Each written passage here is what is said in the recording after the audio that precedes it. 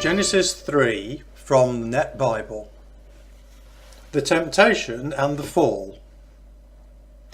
Now the serpent was more shrewd than any of the wild animals that the Lord God had made. He said to the woman, "Is it really true that God said, 'You must not eat from any tree of the orchard'?" The woman said to the serpent, "We may eat of the fruit of the trees of the orchard, but concerning the fruit of the tree that is in the middle of the orchard, God said, 'You must not eat from it, and you must not touch it, or else you will die.'"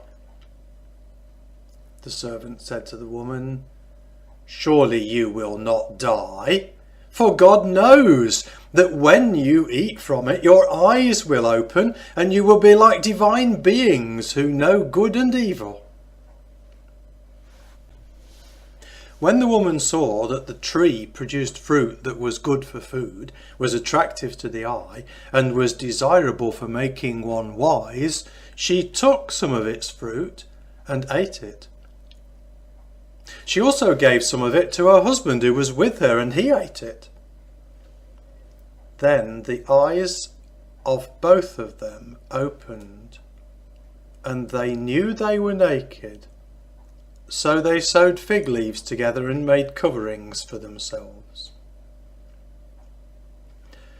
The judgment oracles of God at the fall. Then the man and his wife heard the sound of the Lord God moving about in the orchard at the breezy time of the day, and they hid from the Lord God among the trees of the orchard.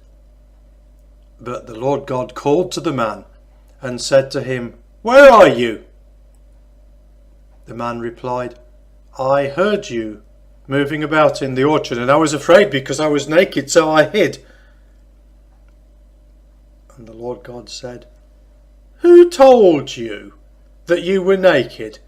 Did you eat from the tree that I commanded you not to eat from?" The man said, "The woman whom you gave me, she gave me some fruit from the tree, and I ate it." So the Lord God said to the woman, "What is this you have done?" And the woman replied, "The serpent tricked me, and I ate."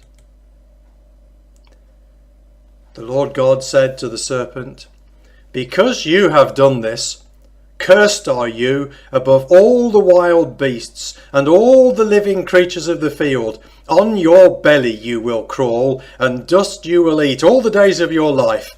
And I will put hostility between you and the woman, and between your offspring and her offspring. Her offspring will attack your head, and you will attack her offspring's heel."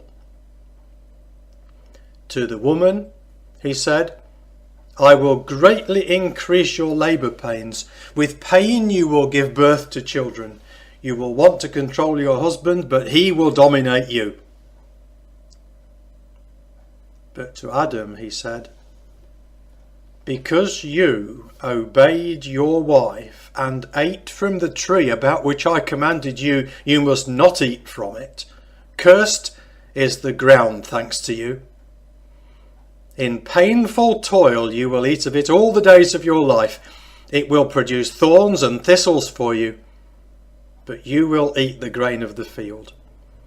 By the sweat of your brow you will eat food until you return to the ground, for out of it you were taken. For you are dust, and to dust you will return."